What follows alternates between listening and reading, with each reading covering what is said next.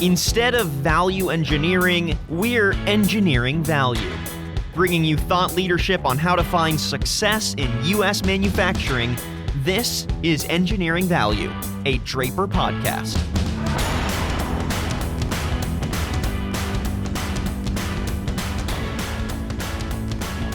Welcome to Engineering Value. I'm your host, Sean Heath. Innovation is a tricky thing. It inevitably creates a cascade effect. Everything is connected within each new innovation. If you were to design a new, more powerful engine for an automobile, you're probably also going to have to beef up the transmission, which means you're probably going to want to have some better tires. There are so many different iterations of improvements that have to come along with the next big thing. Well, my guest on the podcast today not only is responsible for coming up with the next big thing, but he also has to think about all of the repercussions that come along with his mad scientist routine. I am, of course, talking about the Director of Product Management for AV Structures and Solutions with Draper, Grant Wylie. Hi, Grant. How are you today? I'm doing great, Sean. How are you? I'm doing quite well. Is mad scientist, is that accurate? Well, I think from my wife's standpoint, probably so. We do get into some pretty crazy ideas at times, so yeah, I guess maybe a little bit. I want to start off and talk about gravity. Good thing or just a challenge? You pulled actually the word right out of my mouth. I was going to say it's a challenge. Gravity is the thing we're always fighting against. It's a good thing because it keeps us secured to the ground, but with that, everything that we try to install or build onto walls or ceilings or anywhere else, we're always fighting gravity to make sure that the component or item stays put. Now, there's always a constant move within the industry to make things more powerful, higher resolution, clearer, bigger, stronger. With new components, you want faster processing, blacker blacks. But the weight seems to be the one constant move forward. We're always trying to make things lighter. As displays become lighter, how does that change your approach when you're designing new mount styles? Well, it does make it a little bit easier. It allows the mount to be more of a minimalist component in the system, but it will never diminish its value. It will always be there as an item that's needed. We have some of our partners are actually utilizing carbon fiber today, but they still come back to us because it's not so much how much weight we're holding in those applications as it is solving the actual problem that they have with connecting the product to a wall or to a ceiling or a variable surface of some kind. So a lot of times we can take the weight out of the equation as the product gets lighter and lighter. It's still there. Well, I guess mostly in the seismic aspect, inertia is the big thing. So, I would like to point out that you mentioned the word seismic. To me, that sounds like a very big topic, a very big concept. And by big, I mean in actual physical size. Draper deals from the smallest possible wall mount that you could consider to some really complicated and pretty challenging projects. Can you share a monster project with me? Recently, we've done a quite a large project at the University of Southern Florida, and in that, the actual display had several constraints. The biggest constraint was that the display has to be serviced from the backside of the display. And in that, we only had 16 inches of depth of the overall display could reside in. And it is also a 2-story tall display. So we had to come up with means to be able to move that display out away from the wall. Now there's where gravity comes into play, because now we have weight that has to be transferred from a position that's 16 inches from a wall out to 60 inches from the wall. And well, how do you do that? Because now you're transferring a large moment of weight across a distance and changing how that weight is applied to the wall. So, Grant, is your scientific calculator one of your most trusted tools? Actually, I rely upon our engineering team to do that for me. As product manager, my role is really focused around managing what our products are, who we're selling them to, how we sell them to our customers, really identifying what our customers are looking for on a daily basis and how we tie what we do into what they need. I'll take that information and relay it through to our engineers with suggestions and ideas on how to create a solution for our customers.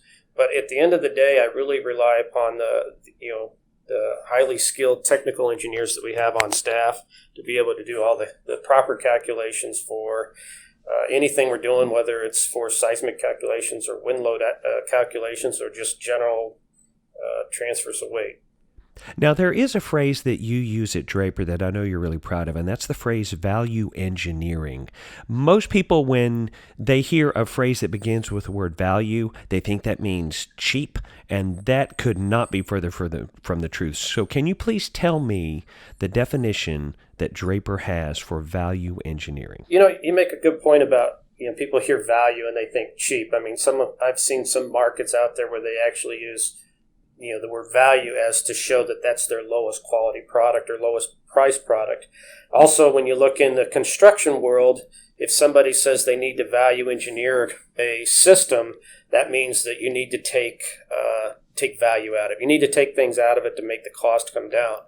So the way we look at it, though, is value engineering is basically you get what you pay for. So we actually set out to reduce the manufacturing costs, reduce the setup time, reduce these different items, but we don't want to take away the actual feature set of the product. So when we're doing value engineering, we're actually looking at how do we make a product better, faster, stronger, but also maintain the same price point or cost point for our end users. So value engineering actually plays a huge part in everything you do, but I don't even think it would be possible for you to have a set price schedule because you do so much amazing custom work for each individual client. The value that they get is unique to them. It is unique to them, but what we try to do is we try to utilize those same solutions or systems from customer to customer, product to product, from solution to solution. And with that, then we can pass along any savings or values that we've come up with in our manufacturing process with the installation of the product to be able to provide all of our customers with a very high quality product, easy to install, but at a very low cost point. Because you are always thinking about your current products and what the next evolution of those products is going to be, can we talk about the next big thing that you have on your roadmap? You bet. One of the things that we've set out to do is, so we initially got into the LED and LCD structure business and really focusing on that commercial aspect, or not commercial, but the custom aspect, and how can we solve those challenges of installing these products in all kinds of various ways. So every time you do that, every single time you do a project, it's always different. Every aspect of it's different. So we also thought about, well, you know what, we can actually help out in the simple aspects as well, which would be traditional flat wall, on the wall type of mount, whether it's in a conference room or a hotel lobby or wherever.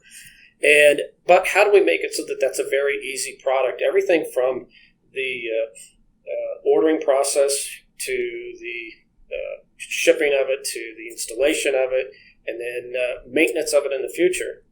So thinking about all of these different aspects, and then who are we working with? Who are our partners?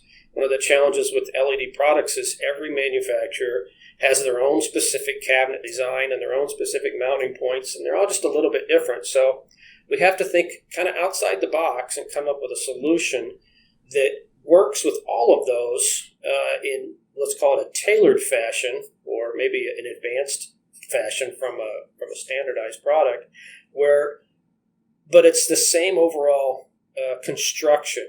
So if an integrator is installing a product for company A one day, but they're installing a product for company B the next day, the mounting solution is pretty much exactly the same between the two, with the only differences being where the mounting points might be from company A to company B. So with that, we've decided to come up with what we call our advanced LED solution.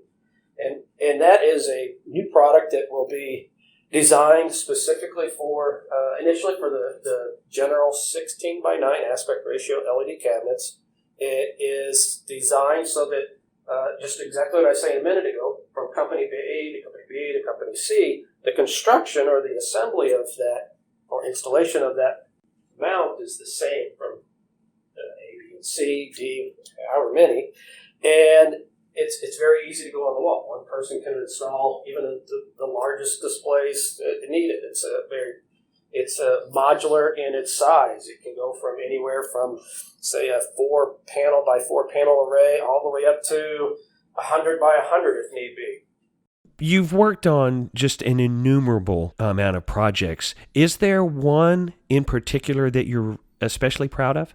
I would really have to say that the one that is probably of most recent, it would be the University of Southern Florida project with our partner Sony, where we designed a 2-story tall structure that was enabled. It enables the display to move in and out, from 16 inches off the wall out to 60 inches for service and maintenance, and that was quite a task. There was a lot that went into that, everything from the actual design, construction, to the installation, and just ensuring that the customer was getting exactly what they were really needing, and our partner was getting exactly what they were really needing in our solution.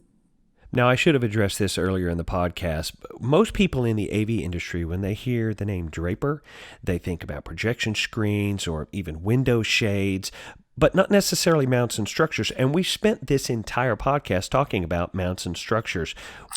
Why do you think the image hasn't updated yet? I think it is, actually. I think people are starting to see it. I mean, we've been showing it at a couple of different trade shows now with our mount and structures direction. We've got a lot of partners that are coming to us now looking for solutions. And when I say partners, I'm talking about the manufacturing partners that are making the LED products or the LCD products.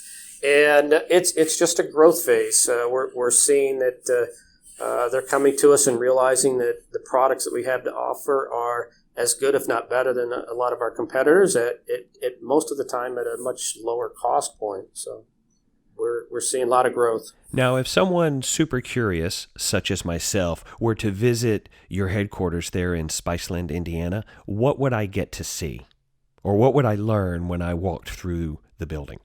Well, actually, we do that quite often. We call it the Draper Experience, oddly enough. And here at Draper, just about everything that we do is manufactured in-house in Spiceland. So it's a very, very small town. I think the population of the town is about 700 people, but I believe Draper employs quite a few more than that. And so we bring in people from all around the neighboring towns. Most of the manufacturing facility is probably, or I'm going to say the manufacturing facility, looking at a map, is bigger than the entire town, comprised of 9 different buildings that are all interconnected together. Everything from metal fabrication to powder paint lines to assembly areas, assembling everything from the projection screens, the LED mounting structures, to blinds and shades. A lot of people don't realize that Draper is very big with blinds and shades and commercial, in that commercial aspect. So all of that put together makes for a very cohesive manufacturing center with a lot going on. When talking about mounts, there's such a wide range of sizes. Some people would naturally think that a smaller mount might be more portable or modular. I don't think that's probably the accurate word. Can you clarify my thinking a little bit on the nature of these mounts? What are you thinking about when you're designing a new mount? What would you like it to be able to do? Really, it comes down to scalability. How can we scale the structure that we're creating to match up to any and all array sizes that our customers are looking at doing? And that's the challenge, and that's really the big thing about LED or LCD video walls is they can be any array size that you could think of based on the product you're putting in. So having a mounting structure that's easily scalable behind that is really key. Well, today, my extremely interesting guest has been Grant Wylie, the Director of Product Management for AV Structures and Solutions with Draper. Grant, thank you so much for taking the time today. I really have enjoyed this. All right. Thanks, Heath. I have too.